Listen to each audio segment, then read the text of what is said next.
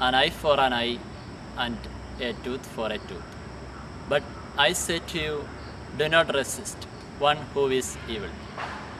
Dear friends, with a probable question that strikes our heart when we come across today's gospel passages, are these hard teachings of our Lord in fact practical in our daily life?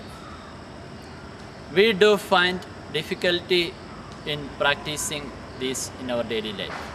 But for a disciple of Jesus, they are not out of the realm of possibility.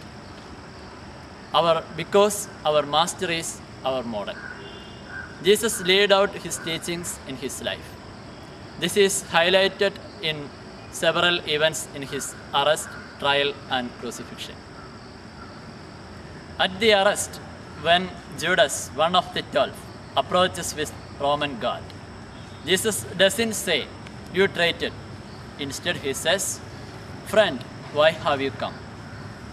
We further find in the Bible that just before the trial, the soldiers come and strike him on the cheek, mocking, "Prophesy, who struck you?" As Isaiah prophesied concerning him, "I gave my back to those who struck me, and cheeks to those who plucked out my beard." Jesus literally turned his cheek to the smitten. At his crucifixion, Jesus let the soldiers take both of his garments. John rightly quotes, "They divided my garments among them, and for my clothing they cast lots." Finally, on the cross, people hurling insult at Jesus.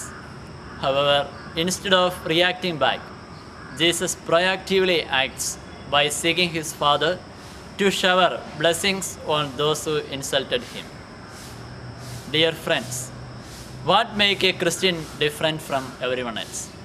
The distance between a Christian and others is similar to the distance between a proactive mind and reactive mind.